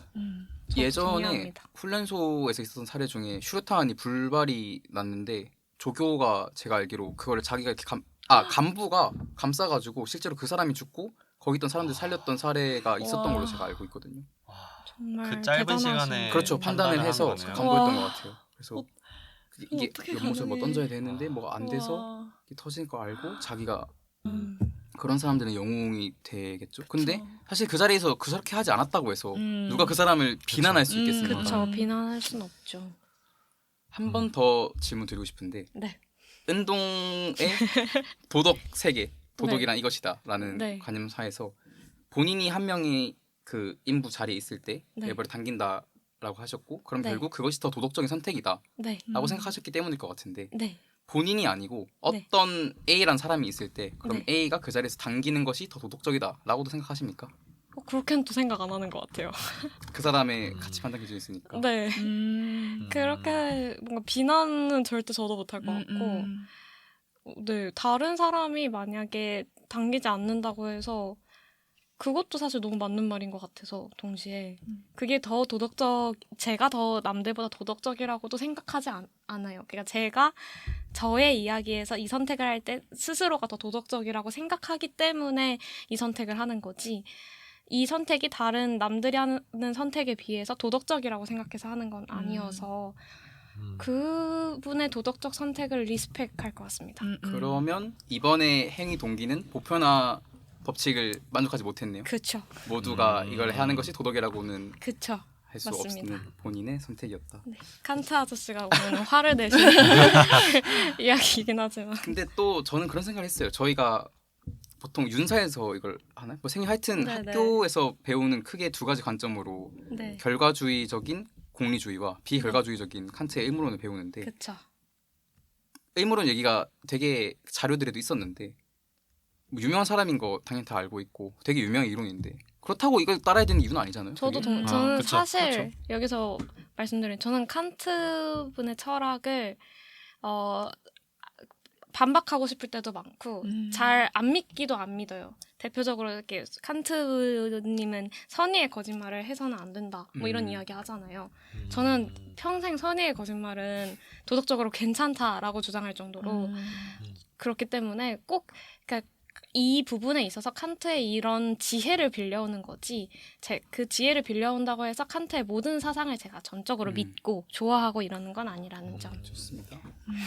네, 그런 영화도 있잖아요. 거짓말을 할 수 없는 사회에서 어떤 일이 벌어지는지. 저 맞아요, 짧게 정리본 본 적 있는 것 같아요. 그런 거 보면은 꼭 그러니까 사회 전체의 그런 행복을 위해서 선의의 거짓말 같은 게 필요하기도 하니까. 칸트가 제가 공부했던 거 기억에 따르면은 되게 진짜 빡빡하신 분이 많은데 맞아요. 선의지도 컷이 되게 높거든요. 그래서 음. 원래 착한 사람이 있어요. 남들 돕는 걸 좋아하는 사람이 있는데 이 사람이 남을 도우면 그건 도덕이 아니에요. 왜냐하면 선의지, 자기 경향성을 그대로 이렇게 한 게 아니고 맞아요. 진짜 불편하더라도 내가 이 일을 해야겠다라는 판단에 의해서 해야 선의지지. 원래 착한 사람이 돕고 다니는 건 그건 그래요? 도덕 아니다라고 했다고 맞아요. 저는 배웠거든요. 오히려 저처럼 원래 착하지 않은 사람이 이제 선의질 하기 좋은 거네요. 칸트 아저씨가 의외로 지금 좀 도덕 그 캐릭터를 본인 이기적인 것 같고 되게 이타적인 면을 보여주셨는데 칸트 아저씨가 더 좋아할 수도 있어요. 그래요? 저도 네. 그렇게 해요. 네. 칸트님 완전 무조건적인 명령을 생각하셨잖아요. 그러니까 내가 착해서 이러는 게 아니라 그냥 이래야 되니까 맞아. 이렇게 하는 게 칸트라고 저도 배웠던 것 그리고 같아서. 이래야 하니까라는 생각은 이제 진짜 순수 실천 이성을 가진 그쵸. 사람만 생각할 수 있는 건데 이 지구상에 순수 실천 이성을 가지고 그러한 판단을 내릴 수 있는 사람이 얼마나 될까도 저는 맞아요. 계속 고민을 했어요. 뭐 방금 10분 읽은 칸트 저도 잘 이야기지만. 몰라가지고 네. 그분이 어떤 생각하셨는지 그리고 딜레마 저희도 물어보고 싶지 않나요? 살아 그러니까. 계셨으면 그러니까요. 다 물어보러 왔을 네. 것 같아요. 너무 댓글로 어떻게 달았어요. 하셨을까요? 댓글로. 칸트께 말씀하시는 건가요? 칸트한테 저 집중 안 하고 있어요. 아니요. 저 우리 구독자분들 얘기하는지. 다른 분들의 생각, 본인 생각과 칸트가 어떻게 생각했을지에 대한 생각도 있을 수 있고. 그렇죠. 좋습니다. 이제 좀 가볍게 좋아요. 재밌는 변형들로 휴. 가보겠습니다. nil.fun이라는 사이트가 있는데 여기서 네. 되게 재밌는 사이트를 많이 만드는데 네. absurd trolley problem 하면서 말도 안 되는 상황들을 가정해서 문제들을 여기서 여러분도 하실 수 있습니다. nil.fun 들어가시면 되고 여기서 또 재밌는 게 저는 유튜브에서 네. 이 absurd trolley problem을 AI가 풀어보는 오. 걸 만든 오. 영상이 있더라고요. 이게 되게 재밌어서 거기서 네. 몇 개를 가져오고 그 문제를 함께 다 같이 얘기해 보도록 하겠습니다. 지금 네, AI 좋습니다. 답변도 있나요? AI 답변 제가 정리해 왔습니다. 아 진짜요? 오. 재밌겠다. 참고로 AI도 이게 프롬프트를 넣는 방식이나 학습된 뭐 역할 뭐 이런 것들에 따라서 다르게 나올 수 있기 때문에 제 제미나이도 그렇게 얘기하더라고요. 여기서 나온 것과 똑같지 않을 수 있다 당연히. 그쵸. 그래서 재미로 보는 겁니다. 재미. 네네. 챗GPT, 클로드, 딥시크, 그록, 제미나이라는 AI 5개를 가지고 실험에 다 넣어놓고 영상으로 만든 거였는데 이거는 Clarified Mind라는 채널에서 가져왔고요. 첫 번째 기본 트롤리 사례, 방관자 사례에서 5개 AI 모두 레버를 당겨서 한 명을 희생하고 5명 살렸습니다. 오. 그리고 또 요 닐 다펀 사이트에서 다 해보셨나요? 아니요. 아니요. 사이트에서 해보면은 네. 네. 한 천만 정도의 보트에서 몇 명이 몇 %를 골랐는지가 나와요. 이게 선택을 한 다음에 이게 근데 뜨나요? 아무도 안 해보셨네요. 제가 하라고 했는데. 아 그래요? 아니, 자료만 보고. 자료에도 맞아, 그랬으니까. 맞아. 그럼요. 그래서 여기서도 레버를 당기는 게 73%로 나오긴 하거든요. 기본 사례에서 방관자 사례입니다. 그런데 뒤에 제가 볼수록 이 믿을 수가 없어요. 너무 게임처럼 돼 있으니까 실제 맞아. 몰입해서 했다기보다는 그냥 직관적으로 했을 가능성이 빠르게 있어요. 빠르게. 저도 그렇게 생각합니다. 자, 첫 번째 재밌는 변형 사례 가져와서 영어 즉독직해 가능하시죠? 자, 은동님부터. 네. 6번 부자 사례. 네. 간단하게 상황 설명 해주세요. 상황 설명. 상황 간단하게. 설명이요? 네네. 예. 제가 이거 자료가 없는데 어쨌든 네네. 그 두 명의 똑같은 인부가 있는데 한 인부가 부자여가지고 나를 살리고 이 레버를 틀면은 돈을 주겠다라고 한 사례이죠. 저는 그래도 이제 많은 분들이 그러셨을 것 같은데 레버를 당기지 않겠다. 왜냐면 사람을 목숨 가지고 돈을 받는 건 있을 네. 수가 없는 일이잖아요. 그래서 레버를 당기지 않는다라고 답했습니다. 자, 레버. 네, 안 당깁니다. 자, 참고로 돈은 여기 제시된 거 그대로 이제 7억이었나? 50만 달러이라서 네, 7억이요. 7억 정도입니다. 7억. 근데 저는 만약에 그 부자 말 듣고 그 사람을 죽여가지고 7억을 받는다 하면 그 7억 너무 힘들 것 같아요. 맞아요. 제대로 못 쓸 자, 것 어떻게 하시겠습니까? 저는 당긴다고 했거든요. 저 당기겠습니다. 진짜요? 저 와 당기겠습니다. 너무 고맙다. 진짜요? 브라보. 왜냐면 제가 네. 처음에 얘기했잖아요. 어쨌든 선택지의 무게는 똑같다라고 저는 생각을 했어요. 결국에는 나에게 어떤 행복을 더 줄 수 있는 게 무엇이냐라고 판단했을 때 이게 비교를 할 수가 없는 영역이라고 저는 일단 존엄성 측면에서 그쵸. 생각했기 때문에 뭐 어차피 골라야 되는 그렇죠. 사실 그러니까 죽음은 가만히 내비둬도 한 명은 무조건 죽는 거라면 네. 어쩔 수 없지 않지만 저는 진짜 알롱님 말처럼 그 7억 3천만큼 고통을 받으면서 살아갈 것 같아요. 차라리 뭐 1,000원을 줬으면 진짜 1,000원만큼의 고통을 받을 것 같은데 그럼 1,000원 준다고 할까요? 1,000원 준다고 해도 저는 제가 뭐 이렇게 제가 또 만약에 방관자가 아니라 기관사에 기관사도 좋죠. 어떻게 하실 거예요? 와 그럼 진짜 너무너무 어려울 것 같은데 진짜 몰입해서 상상해 앞에 갑자기 나한테 1,000원을 준대. 그러면 그 사람이 말을 하고 있기 때문에 그 사람을 구하려고 레버를 돌릴 것 같기도 하네요. 왜냐면 그 사람이 말을 하고 있는 걸 제가 느꼈잖아요. 그렇죠. 아. 맞았잖아요. 근데 간절해 맞았잖아요. 보이고. 와닿고 살아있는 것 같잖아요. 그럼 돌릴 것 같네요. 근데 또? 7억 준대요. 7억을 받으면 너무 고통스러울 것 같아서. 그러면은 자, 여러분. 자, 은동님이 기관사인데 자기가 인부에 갇혀 있어서 살아야 되는 상황이 오면은 7억이 아닌 1,000원을 준다고 하셔야 살아남을 수 있습니다. 아시겠죠? 근데 저는 이게 너무 이해가 가는 게 의도의 차이인 것 같아요. 그러니까 내가 이 1,000원이 중요한 게 아니고 이 사람의 목소리를 직접 들어서 맞아요. 감정적으로 동요돼서 이 사람 피하려고 하는 건데 맞아요. 7억 같은 경우에는 내가 이 돈을 받기 위해서 레버를 돌린다. 이게 너무 그건 용납할 수 없는 아닌데요? 지점이에요. 그건 아니거든요. 자, 뭐가 아니죠? 뭐가 아니죠? 그러니까 돈을 받기 위해서라기보다는 네. 어차피 선택을 해야 되는 거면 네. 어쩔 수 없이 눈 딱 감고 어차피 선택을 해야 되는 거예요. 둘 그럼 중에 만약에 하나는. 거기에 이렇게 부자가 있고 네. 왼쪽에 어린 아이가 있어요. 인부가 아니라. 아, 그러면 돈을 받고 어린아이를 치실 아저씨가 잘한다, 잘한다. 아, 어쩔 수 없이 네. 저는 이렇게 네. 근거를 적어봤는데 네. 죄책감 물론 생기겠죠 당연히. 내가 그쵸. 돈을 요인으로 생각해서 누군가의 생사 결정을 했구나. 난 네. 죄책감은 제가 떠안고 가고 7억 3천만 원 정도 되는데 네. 한 3억 3천만 원 정도는 제가 기부해가지고 사람들 한 450명 정도 살리고 살아가면서 3억은 그를 가지고 3억 제가 써야죠. 저도 그러면 보통 마시니까. 449명을 살린 거예요. 지금. 그러한 기부는 좀 죄책감을 덜려고 한 기부이기 때문에 네네. 그것을 과연 칸트 아저씨가 보면은 굉장히 저는 노하실 칸트 아저씨한테 승인 받고 싶은 생각이 없어요. 근데 제 그러면 선택입니다. 그 부자분 어필을 하신 거잖아요. 네네. 7억 3천. 네네. 반대편에 계신 분 어필 안 하시나요? 어필 못한 거죠. 어필 못해요? 없나 보네요. 아, 아쉽네요. 제가 그래서 이것도 변형하면 재밌을 것 같아서 제 목표는 2명이 부자의 말을 듣고 레버를 당기게 만드는 거거든요. 한번 만들어주실래요? 아, 변형이 있나요? 부자가 엄청 착한 사람이에요. 네. 네. 부자가 기부를 정말 많이 해요. 이 사람은 네. 항상 사람들을 살리고 돕고 이런 걸 하는 사람이고 네. 반대편에 있는 사람은 극악무도한 범죄자입니다. 아. 그런데 부자가 제발 나를 살려. 나를 살리면은 뭐 나의 돈 중에서 얼만큼도 줄 거고 나는 이렇게 막 하는 일이 있어 라고 하고 반대편에는 아주 극악무도한 범죄자가 있습니다. 그리고 제가 네. 방관자가 아니라 기관장인 거예요. 기관장은 좋죠. 기관장을 하겠습니다. 아 진짜 어렵네요. 근데 네. 이제 그거 되게 싫어하시잖아요. 돈을 주겠다 한 거. 근데 준다고도 해요. 이 사람 되게 착한 사람인 걸 우리 다 알고는 있는데 네. 제발 레버를 당겨. 내가 10억 줄게 라고는 해요. 그 범죄자가 정말 극악무도한 범죄자인가요?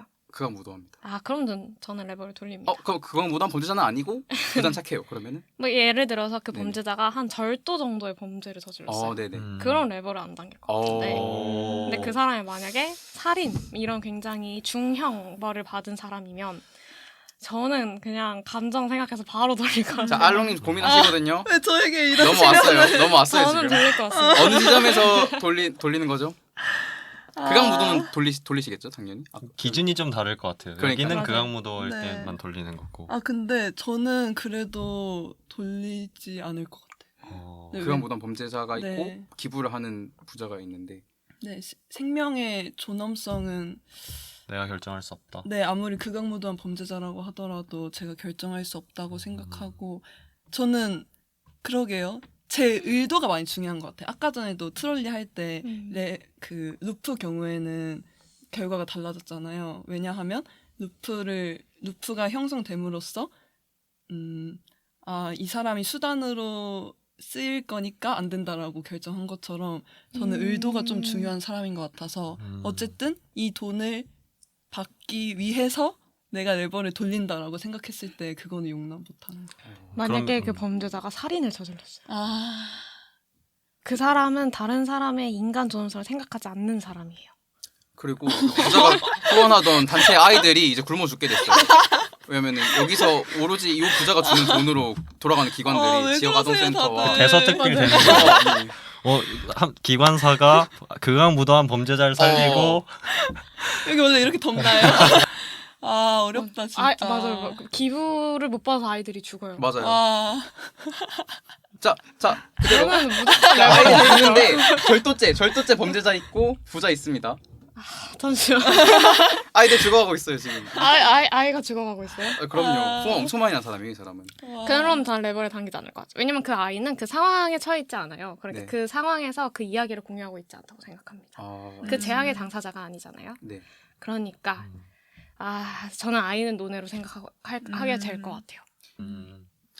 요거를 이런 식으로 표현할 수 있다고 저는 생각하거든요. 요거는 같이 주제 고민했던 친구가 자기는 이 트롤리 딜레마에서 할 수 있는 결론 중 하나 이런 것 같다라고 얘기하면서 최선의 결과가 그걸로 이어지는 선택이 반드시 선은 아니다 라는 건데 사실 더 많은 아이들이 사는 거를 최선이라고 볼 수 있겠잖아요. 다른 이거에 비해서. 네, 그럼에도 공유주의적. 그렇게 가는 선택이 반드시 선은 아니다 라는 입장을 지금 말씀하고 계신 거니까. 그런데 그럼에도 저는 수많은 아이들 살리는 게 더 낫다고 생각합니다. 그 여기는 이제 7억 받아서 그럼요. 449명을 살리는 사람인 거고. 그러면 부자는 지금 한 8천 명 정도를 지금 고아들과 아이들을 지금 도와주고 있고 제가 거기에 400 몇 명 더 도와주고. 그렇네요. 그렇지만 피해자의 가족분들이 영원히 미워할 거예요. 맞아요. 아 제가 그거 감안하겠습니다. 와 제가 대단하신데요? 받고 세상을 더 좋은 곳으로 만들겠습니다. 아, 진짜 돈 많이 그러면서 벌어야겠다. 막 계속 뉴스에 고발해. 이중인격이다. 뭐 어쩔 수 이런 없죠. 선택을 해놓고 저는 착한 척한다. 그러면 막 모함을 해요. 8천 명 죽게 만드실 겁니까? 죽게 만든 건 아니죠. 죽게 만들었죠. 죽게 만들었어요 지금. 죽게 만든 건 아니죠. 쓰레기네. 이거는 이제 아니, 죽게 만든 건 아니죠. 네 아니죠. 네. 메이크한 건 아니잖아요. 말씀드렸던 것처럼. 하지만 레링 다이 했죠. 레링 다이 한 거죠. 네. 그러면 근데 반대편에 있는 사람이 이제 8,000명을 후원하고 있는 사람이고 네네. 후원할 수 있나? 아, 부자가 네네. 아닌데. 그럼 오른쪽은 이제 네. 더 부자여서 7억을 준다고 하면 이거 어. 좋습니다. 어. 이런 식으로 만들어서 도덕의 선을 찾아가는 거죠. 각자 음. 어느 지점에서 선택이 변하는지. 음. 그럼 둘 다 부자인 걸로 할까요? 네, 둘 다 부자인데 부자인데 요 좀 부자 더 저한테 돈 준다고 안 하고 맞아요. 요 부자는 이 사람 다 기부해 버렸어. 아, 근데 다 그거 제가 다 기부하고 알고 있어. 있으면은 그러면은 저 안 남기겠습니다. 8천만 살릴게요. 8천만 살릴게요. 근데 이제 요 사례에서는 돈 안 준다고 했고 그렇죠. 요 사람은 돈 준다 아. 했고 음. 좀 나쁘긴 하지만 죄책감 안고 400명 구하겠습니다. 전 여기서 제가 진짜 제일 나쁜 사람인 것 같은 게 저는 이거의 문제. 저는 제가 선택할 자격이 계속 없다고 생각하거든요. 사실 어떤 상황에 처해 있으면 선택을 해야 되는 상황이면 그걸 딱 해야 되잖아요. 근데 사실 저는 계속 스스로를 좀 합리화하고 있는 것 같기도 하네요. 나는 선택할 자격이 없고 생명의 경중을 나눌 수가 없으니 그냥 레버를 당기지 않겠다는 말로 방관을 하고 있는 건 아닌가 라고 좀 스스로를 또 돌아보게 되는 것 같긴 하네요. AI의 대답은 어땠냐? 요 부자 사례에서 클로드, 딥시크, 챗 GPT, 제미나이는 당기지 않겠다. 돈으로 계산할 수 없는 거다라고 했고 전 처음 보는 건데 그록이라는 AI는 당긴다라는 얘기를 했다고 하네요. 그리고 돈을 받고 당기는 쪽이 이 사이트에서는 56% 통계였어요. 제가 그렇게까지 나쁜 사람은 뭐 나쁠 수는 있죠. 절반. 근데 아니 근데 당연히 저 LLM들은 네네. 돈 필요 없으니까 돈의 가치를 모른다. 네, 저도 약간 그런 돈 안 바친다 했죠. 네. 한 번만 더 가겠습니다. 다음 코너 넘어가면 안 돼. 한 번만 더 가겠습니다. 이번에는 왼쪽 오른쪽이 나눠져 있는데 네. 원래 가고 있는 루트가 없어요. 그래서 기관장이 반드시 눌러야 돼요. 안 누르면 내가 죽어요. 네. 그래서 왼쪽 오른쪽 골라야 되는데 오른쪽에 있는 부자가 내가 7억 줄게. 제발 왼쪽으로 가. 날 치지 마라고 했어요. 어떻게 하시겠어요? 와, 아니 이거 너무 어렵다. 진짜 너무 선택 안 하면은 나빴다. 그 기차가 네. 좌우로 가는 게 없어서 양쪽으로 가다가 펑 터져버려요. 그래서 내가 죽어요. 뭐 하여튼 좀 말이 안 되지만 하여튼 사고 실험이니까 선택을 해야 됩니다. 예견된 경로는 없어요. 네. 7억 줄게. 7억 준다고. 7억 줄게. 저거 가. 그러면 저는 네 7억 받겠습니다. 저는 7억 안 받을 것 같아요. 그래요? 오히려? 진짜요? 네, 네. 그렇게 해서 만약에 네. 제가 그 사람의 말이 나한테 영향을 줘서 선택을 했으면 그 7억 자체가 너무 고통일 것 같아요. 근데 저는 아까 1,000원 사례랑 비슷하게 그 절박함이 느껴져서 그 목소리가 느껴져서 부자한테 약간 7원이 그렇게까지 중요한 돈이 아닐 수도 있으니 아닌가? 아니 그것보다는 네. 얼마나 약간 간절하면 이런 얘기를 할까도 있고 뭔가 감정적으로 내가 네. 그 기차 안에 있었을 때 여기서 뭔가 7억 줄게 막 이런 소리가 들려오면 나도 그러면은 모르게 피할 것 같아요. 이 네. 7억이라는 돈의 단위가 중요한 게 아니라 그 목소리만 아, 중요한 것이다. 네, 저한테는 근데 이런 상황이 닥쳤을 때. 근데 아까 1,000원이면 네. 그 사람을 살리는데 7억이면 안 된다고 하시지 않으셨나요?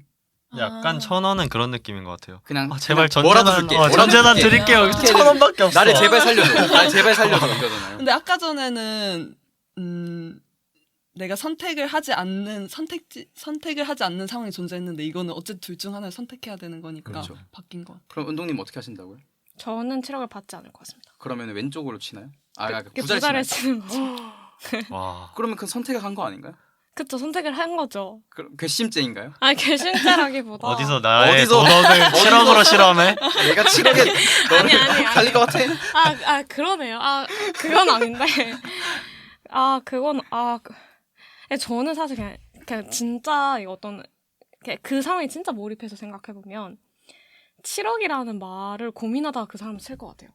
그러니까 그 절박함보다는 그 7억이라는 숫자가 주는 게 너무 커서 내가 이 7억으로 사람을 평가해도 될까? 아. 이러면서 그 사람을 칠 것 같아요. 아, 고민하다가 예. 진짜 궁금한 건 진짜 네. 그 상황에 가면 거기까지 생각이 갈까요? 7억이나 준다고 하고 사람이 네. 직관적으로 몇 초? 10초?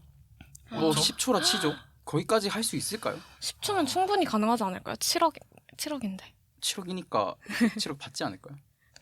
잠깐밖에 생각할 수 있는 시간이 없는데 도저히 내가 이거를 안 받았을 때 그 막 그렇게까지 생각 못 하고 오히려 웬만한 사람들은 그렇게 할 것 같다는 생각이 드네요. 먼저 그렇다 그럴 수도 있죠. 제가 그렇게까지 막 돈으로 생각하고 이런 사람은 아니에요. 그 정도는 진짜 아니거든요. 아니에요, 근데 맞아요. 이 사람. 그 정도는 이게 아닌데. 진짜 어려운 것 같아요. 네. 맞아요. 아 이걸로 시간 많이 썼는데 뭐 네. 재밌어서 그리고 저는 선택을 바꿔보고 싶었어가지고 음. 계속 가봤습니다. 그리고 다음은 이걸로 가볼게요. 그 15단계에서 노인 5명이 선로에 묶여 있고 원래 가고 있는 트랙인데 반대편에 깐난아기가 있어요. 레버를 당기느냐 안 당기느냐.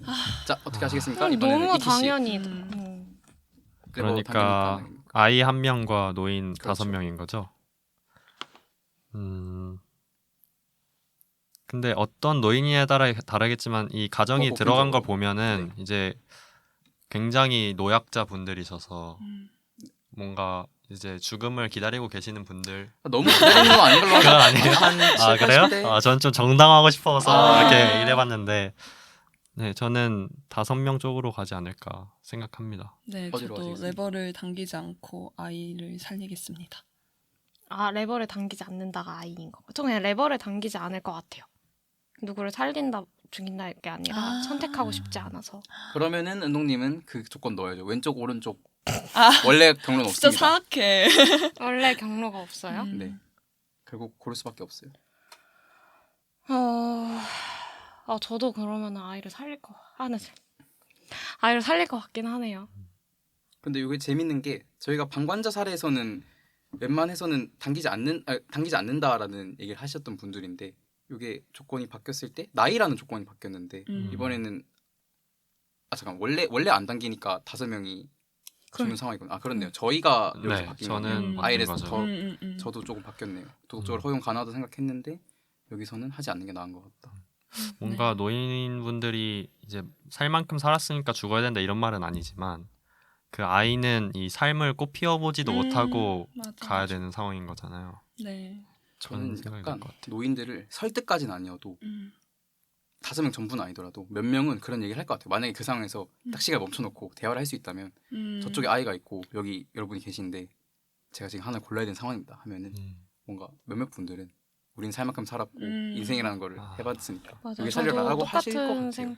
저도 그 딱 이야기를 듣고 저희 할머니를 생각을 했는데 할머니가 하시는 말씀 이런 걸 들어보면은 정말 어린아이의 생명을 소중하게 여기시고 삶을 중요하게 생각하시는 분인 것 같아서 저도 그런 분들이라면 그렇게 말해주기를 기대하며 어쩔 수 없이 그러지 않을까. 네. 너무 슬픈데요. 그리고 이제 생명윤리학자 분이신 제프 맥마원이 이런 얘기를 하셨대요. 동일한 죽음이라도 그 죽음이 빼앗아가는 삶의 양과 질이 다르다라고 얘기를 했는데 아이 같은 경우에는 이 아이가 죽으면 그 아이가 앞으로 살아나갈 전체 생애가 다 박탈당하는 건데 반면에 노인분들은 이제 살 만큼 살았고 그 살 생애 만큼 살았다 제가 얘기했는데 하면 안 될 것 같은 말이에요. 생각해보니까. 저는 다 저도 근데 이렇게 선을 긋는다고? 그렇게 말씀하신 분이 있을 수 있다라고 네. 했지 그 생각 아닙니다.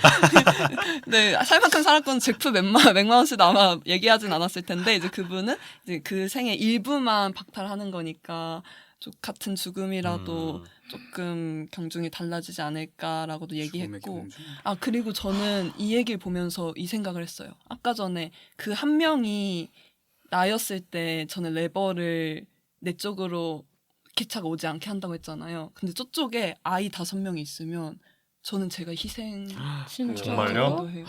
또 가면 바뀌어야 되나? 그러니까 노인인 상태로 아니면 지금 이 상태로 지금 이 상태로. 와. 정말요? 할 수 있을까?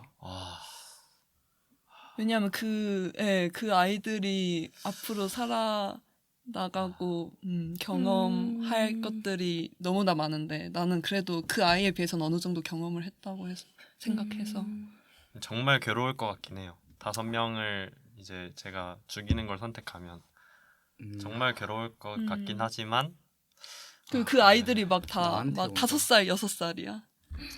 아, 나는 이미 그 시절을 겪고 그것보다 한 10년 정도 더 살아서 어느 정도는 이 지구라는 것을 파악을 했는데 걔네들은 아직 파악을 못한 상태에서 죽음을 맞이해야 되는 거니까. 사실 아이를 보호해야 한다는 것은 본능이잖아요. 그렇죠. 그렇기 때문에 이제 모든 대부분의 동물들의 아이가 굉장히 귀엽게 생겼고 다른 종이 보더라도 그래서 뭔가 이 보호해야 한다는 게 본능인데 그런 것들을 좀 건드리는 것 같습니다. 과연 정말 이 아이가 5명이 있는 걸 봐도 내가 그 5명의 아이를 죽이는 걸 선택할 수 있을까? 또 나이가 그건 이 모르겠어요. 요소에 들어갈 수 있는데 되게 생각이 많아지는 것도 재밌네요. 음. 그 여기 있는 사람들의. 그리고 사람들은 77%가 아이를 살렸어요. 저희랑 약간 비슷한 거죠. 다수가. 그런데 AI는 GPT와 딥시크 그리고 그록이 앱을 돌려서 아이를 희생시켰습니다. 물론 뭐 상황에 따라 다 다르게 판단하겠지만 인간의 존엄성은 나이의 가중치보다도 인간의 생명 자체를 더 높은 가중치로 생각하기 때문에 라는 이유로 그런 선택을 하는 AI들이 있더라고요. 저도 그 생각을 하게 되는 것 같아요. 생명의 경중이 있을까? 방금 이런 죽음의 질적인 네. 어떤 그런 생각을 계속 하게 되면서 좀 가장 생각이 많아지는 주제인 것 같은데 제가 기대했던 거는 그 노인분들이 그런 생각을 가질 거라고 기대를 해서 그런 선택을 하는 거지. 만약에 둘 다 똑같이 삶이 절박하다고 생각을 하면 저는 아이를 희생할 것 같아요. 그러니까 둘 다 정말 살아야 되는 이유가 있고 다 너무 살고 싶으신 분들이라면 저라면 아이를 희생할 것 같아요. 근데 거기에서는 이제 죽음의 경중을 내가 파악할 수 있으니까 선택하지 않는다가 전제되어 있는 거죠. 그쵸. 네. 그렇게 될 것 같아요. 이제 여기도 사실 분야로 따지면 아직 응용 윤리학까지는 아니지만 제가 만든 딜레마가 하나 있거든요. 요거 말씀을 드려보고 싶은데 이것도 한번 수정본이에요. 왜냐면은 제가 원래 한쪽 팔이었는데 두 쪽 팔로 바꿨습니다. 저희가 받은 내용인가요? 네네네 네, 맞습니다. 맞습니다. 자, 제가 만든 딜레마인데 신이 당신에게 다가와서 말합니다. 일단 그냥 신입니다. 당신의 두 팔을 희생하면은 전 세계에 흩어져 있는 인간 중에서 1000명에게 이제 굶어 죽고 있는 사람들이 있죠. 그 사람들에게 이제 먹고 살 수 있는 물과 음식을 주겠다. 그러나 그렇게 할 경우에 다른 사람들은 당신의 두 팔이 희생해서 그 사람들이 살게 되었다는 얘기를 아무도 모른다. 너와 나만이 알고 있을 것이다. 그럼 너는 너의 두 팔이 희생해서 세계에 있는 1000명의 사람들을 살리겠느냐? 라고 물어봅니다. 어떻게 하시겠습니까? 근데 그 1000명은 평생 살릴 수 있어요? 평생을 하죠. 평생? 네. 굶어 죽을 운명이 있던 사람들이 전 진짜 자연사. 나쁜 것 같은데 저는 희생하지 않는다고 대답을 했거든요. 희생 전 평생이라고 하니까 고민되긴 하는데 저도 일단은 두 팔을 희생하지 않는다로 주장하겠습니다. 저도 마찬가지입니다. 1000명의 아이들입니다. 아까 지금 5명 자신의 목숨까지 바쳤는데 5명을 위해서 1000명의 아이들을 위해 이번엔 팔 두 쪽도 주지 않겠다? 이거 일관적입니까? 저는 이게 이기주의랑 관련이 있다고 생각해요. 맞아요. 그 이기주의 저는 사실 이타주의라는 게 없다고 믿는 편이거든요. 네. 네. 그러니까 이기주의를 자신이 얼마까지 확장을 할 수 있느냐의 문제인 것 같습니다. 그래서 이기주의를 넓게 확장을 해서 누군가는 이 국가까지 확장을 할 수 있을 거고 전 지구의 모든 지구인들까지도 할 수 있을 거고 네. 아니면 이 행성까지로도 확장을 한 사람들도 있을 거고 그런데 그런 사람들 이제 저희가 이타적이라고 부르겠죠. 네. 근데 저는 이 이기주의가 제가 얼굴 일면식도 모르는 1000명까지 확대가 되지 않는 것 같아요. 그래서 만약에 그 1000명이 정말 저와 가까운 사람이고 혹여라도 이 1000명이 제 앞에 와가지고 이렇게 소리를 치고 저와 대화를 했다면 모를까. 전혀 앞으로 볼 일도 없는 1000명을 저에게 두 팔을 내어주면서 살리라고 하면 제 이기주의는 그 범위까지 미치지 못한 것 같습니다. 비슷한 근거를 말씀해 주셨던 것 같은데 네, 저는 좀 지금 오늘 얘기하면서 생각이 좀 바뀌었는데 결국에는 제가 맨 앞에서도 말씀드렸던 것처럼 삶이란 결국은 나를 이해하는 과정이고 나랑 살아가는 과정인데 제가 양팔이 없이 살아간다면 그 선택을 한 저를 미워할 수도 있겠다는 생각이 들었어요. 너무 불편하니까.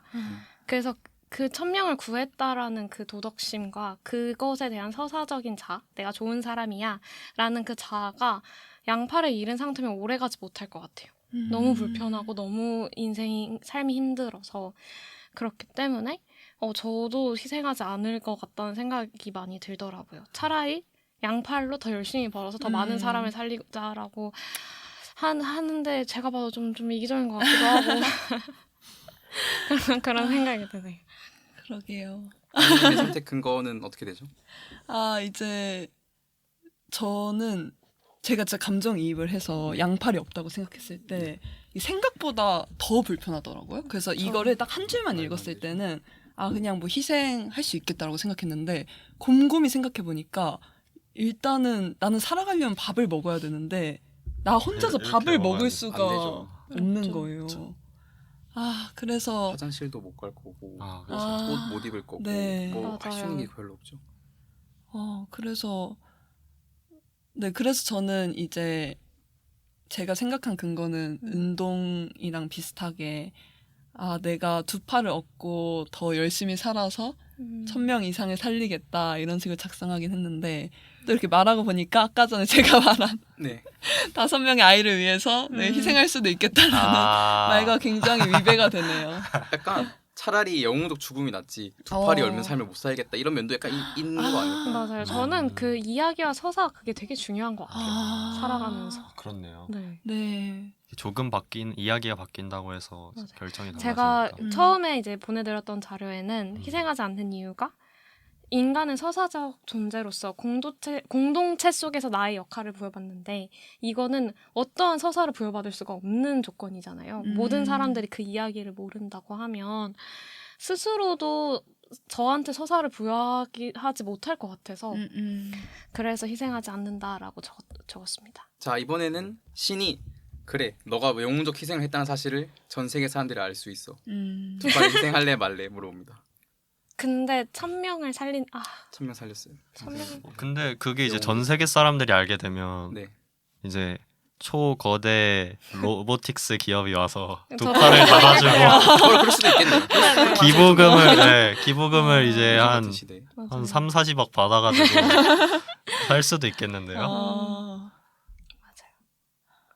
그러면은 사람들이 알면 희생할 만하다. 근데 너무 나쁜 것 같은 게 이제 40억에 로봇 팔까지 기대해야 이제 제가 만약에 양팔을 희생하지 않으면 1000명이 죽는 거죠. 그렇죠. 원래 기아로 굶어 죽을 아이들이었던 건데 신이 사면해 준 거죠. 그렇죠. 당신의 희생으로 인해서. 저는 그렇게 되면 희생할 것 같아요.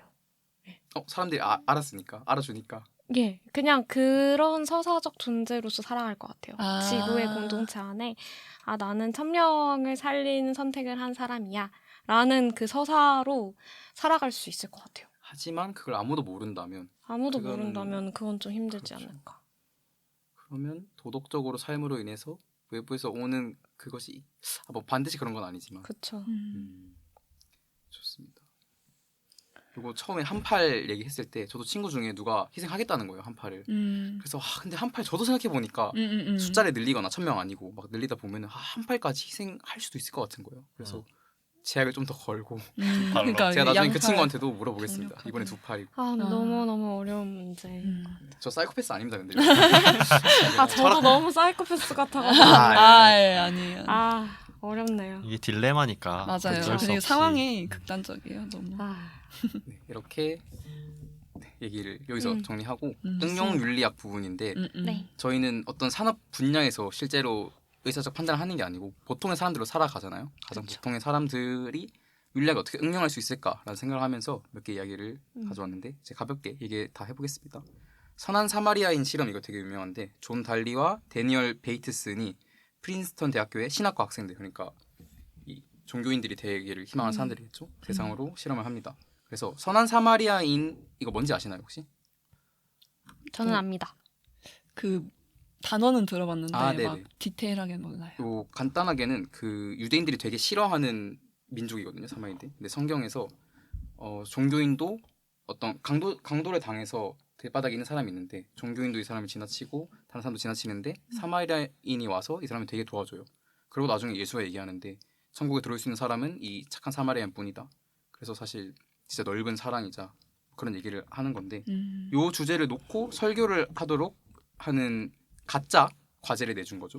그리고 실제 이 사람이 측정하고 싶었던 거는 그 선한 사마리안이라는 주제를 놓고 설교를 하게 시킨 집단과 다른 주제를 하게 놔둔 집단이 있고, 그 다음에 강의실 이제 이동해야 되는데 그 시간이 촉박한 집단과 안 촉박한 집단이 있거든요. 그래서 이 사람들은 선한 사마리안이라는 주제를 설교하게 시켰으니까 계속 공부하고 생각했을 거 아니에요. 이 사람들은 실제로 그런 경우에 마주쳤을 때 더 많이 도울 거라 생각을 했는데, 이제 이 결과에서 놀랍게도 그 설교하는 내용은 별로 중요하지 않았고, 설교 시간까지 여유가 있었던 사람들은 63%가 저희가 가짜로 이제 설정해 놓은 그 도움이 필요한 사람을 도왔고, 시간이 없는 사람들은 10%가 도왔다고 하더라고요. 그래서 가장 종교적이고 가장 뭔가 선할 것 같은 사람들이잖아요. 그럼에도 불구하고 거기에 늦기 싫어서 진짜 도움이 필요한 사람을 지나치게 됐었기도 하다는 거죠. 인간이라는 게 참 그렇잖아요. 그렇죠. 상황과 네. 그때 여유와 이런 것들이 그렇죠. 중요한 거죠. 그렇죠. 저도 생각해 보면 여유가 사람 돕는데 요인이 되는 것 같아요. 가끔씩. 너무 중요한 네, 요인인 것 맞아요. 같아요. 근데 참 누가 보면 이기적이라고 할 수도 있는 건데. 근데 이게 지금 실천 윤리학 얘기하면서 나온 거잖아요. 확실히 뭔가 이 도덕을 실천까지 옮기려면 여유가 중요한 것 같고, 뭐 저도 개인적으로 되게 각박하고 바쁠 때는 저 자신밖에 안 보여서 맞아요. 이렇게 하는데 좀 여유로우면 좀 주변을 둘러볼 수 있게 음. 되고, 뭐 길 가다가 할머니 좀 도와드리고 그렇게 되더라고요. 막 바쁘면 성격이 너무 나빠지잖아요. 그래서 맞아요. 저는 예전에 친구랑 이런 얘기를 했는데, 바쁠 때 지하철 타면 나의 그 바닥의 인간성을 볼 수 있다. 막 이렇게 사람들한테 맞아. 끼면 하나하나가 다 예민하고 음. 싫고 막 이러면서, 그래서 이 여유라는 거, 사실 요즘 현대사회가 너무 바쁜 사회이니까 더 도덕적으로 살아가기 되게 어려운 것 같아요. 워낙 맞아. 생존하고 이러는 게 너무 힘드니까. 그래서 어떻게 하면 바쁘면서도 동시에 도덕적으로 살아갈 수 있을까를 항상 고민하는 것 같아요. 맞습니다. 저는 오늘 저의 논의들이 이렇게 자신의 도덕의 선이 어딘지 판단 기준도 한번 생각해보고, 궁극적으로 결국 뭐 저희가 뭐 사이코패스 좀 보일까 걱정을 하고 있긴 하지만 실제로 좋은 일을 하게 되면은 사이코패스가 있다고 하더라도 그 사람이 다른 사람들의 감정을 이해 못하고 그럴 수 있어도 좋은 일을 할 수도 있는 거잖아요. 그럼요. 그렇죠. 어떤 그 성격적 장애라고만 본다면. 그럼요. 네. 그러니까 저는 또 실천과 실제적 변화를 되게 중요하게 생각하는 사람이라서 실제로 좋은 일을 하면은 뭐 조금 사실 나쁘더라도 조금 이기적으로 생각하더라도 실제로 좋은 결과를 만들어내면은 그것도 충분히 의미 있고 하지 않는 것보다는 그런 생각을 합니다. 그래서 맞습니다. 제가 윤리학을 배울 때 가장 인상 깊게 봤었던 게 피터 싱어라는 사람이, 이 사람 되게 유명한 사람인데 아직도 살아 계시고 엄청 거장이신데, 기근 풍요 그리고 윤리라는 이 책이 있는데 거기서 중심 부분에서 이 사람도 도덕의 컷을 굉장히 높여요. 얘기하는 거는, 자, 물에 빠진 아이가 우리 앞에 있어요. 그러면은 구하겠어요, 안 구하겠어요? 그 사람? 구합니다. 구하죠. 그런데 우리가 지금 휴대폰에 검색하면은 저기 지구 반대편에서 굶어 죽고 있는 아프리카 아이들을 확인할 수 있죠. 근데 그 사람들은 도울까요? 바로 지금 우리가 돈을 내서라던가. 반드시 그렇지 않죠. 우리가 유니세프 그렇죠. 광고를 본다고 반드시 맞아요. 하지 않죠. 맞습니다. 물에 빠진 아이를 구하듯이 하지 않는데, 싱어의 주장은 거리라는 거는 도덕적 의무에 있어서 어떤 요인이 될 수 없다라고 주장하는 거예요. 맞습니다. 이 요즘 같은 사회에 쉽게 지구 그렇죠. 반대편의 얘기를 알 수 있는 이런 돈을 바로 세상에서요. 보낼 수 있고, 실제로 세상이 사치품 세상에 되게 많고 경제적으로 풍요한데 세상의 절반은 굶주리고 있고. 이건 책의 제목을 살짝 가져온 거긴 한데 그래서 논증은 이거예요. 1번 기아와 죽음은 나쁘다. 그리고 2번 우리에게 나쁜 일이 일어나는 것을 막을 수 있는 힘이 있고, 그 나쁜 일과 비교했을 때 도덕적으로 더 중요성을 지닌 것을 희생하지 않고도 나쁜 일을 막을 수 있다면 우리는 그렇게 해야 한다. 그것이 도덕이다라는 게 1번과 2번이라서 이 사람의 이 논증을 따라간다면 우리는 우리가 사치품으로 쓰는 모든 돈들을 다 다른 사람을 돕기 위해서 써야 되긴 하겠죠. 그렇죠. 그래서 도덕의 컷을 높인 거예요. 제가 느끼기에는. 이거 도덕은 그렇게 쉽게 얻을 수 있는 게 아니고 이 정도는 해야 도덕이라고 할 수 있지 그쵸. 않겠느냐라고 얘기를 하는 건데, 물론 저도 그렇게는 못하죠. 모든 돈을 다 그렇죠. 저도 게임도 사야 되고 뭐 맛있는 거 먹어야 되고 더 맛있는 거 먹으려면 돈 써야 되잖아요. 그렇게는 해야 되겠지만 사실 그렇지 돈 우리가 없는 것도 아니고 굳이 가깝다고 내 죄책감을 덜려고 돕는 그거랑 저기 멀리 있는 사람들을 돕는 게 그렇게 도덕의 의무의 관점에서 진짜 차이가 있는가? 이런 생각을 많이 하게 되더라고요. 뭐 실제로 싱어는 연소득의 3분의 1에서 2분의 1 정도를 계속 기부해온 사람이고 효율적 이타주의 (effective altruism을) 만들어서 기부 단체를 운영하고 있고 또 동물권도 중요하게 생각하는 면이 있어서 비건이기도 하고 사람들에게 소득의 1%부터 시작해서 기부할 것을 이렇게 권고하는 실천적인 사람이라서 멋있더라고요. 너무 멋있어. 그래서 저희도 이렇게 도덕적으로 막 탁상 공론을 했지만 실제로 윤리학을 배우고 변화를 만들어 보면 좋겠다 싶어서 제가 기부를 강요했습니다. 아니요, 저 하고 싶어서 하는 거예요. 저희도 10만 원 정도 가볍게 모아가지고 어디에 기부할지는 생각하고 있는데 아마 네. 그 화면은 이제 편집할 때 그 인증서로 아 담아서 괜찮다. 조금 더 나은 세상을 만들었지 않을까. 비록 맞습니다. 저희가 7억을 준다는 부자는 없었지만 또 어떻게 몇 명을 더 도울 수 있는 일이 맞아요. 있었으니 이기주의를 좀 글로벌하게 넓혀 보겠습니다. 뭐 그렇지 않더라도 실제로 변화를 조금씩 만들기만 하더라도 좋지 않을까. 그쵸. 행동하는 게 변화가 생기는 거니까. 그쵸. 맞아요. 그쵸. 우리가 중요한 것 레버를 같습니다. 당기는 사람인지 아닌 사람인지 평소에 알 길이 없는 것 같아요. 맞아요. 맞아요. 그런 일 없으니까. 그런 어쨌든 사고 실험에 불과하니까. 실제로 이게 행동으로 이어져야 진짜 알고 있고 네, 이해하고 있다라고 말할 수 있는 것 같아요. 네, 그리고 윤리학이 존재하는 이유, 그리고 우리가 지금 이렇게 탁상 공론을 하는 이유가 더 많은 사람을 윤리적으로 행동하게 설득시키기 위함이라고 생각을 해서 제가 기억했던 게 사실 그거긴 한데 아, 네. 저희끼리 좀 웃고 떠들었지만 네, 그래서 결국에는 실천으로까지 이어져야 네, 큰 의미가 있는 것 같습니다. 그럼 뭐 지금 소감 비슷하게 말씀해 주셨는데 간단하게 오늘 얘기했던 거에 소감을 간단하게 말씀해 주세요. 이 은동님부터 갈까요? 그러면?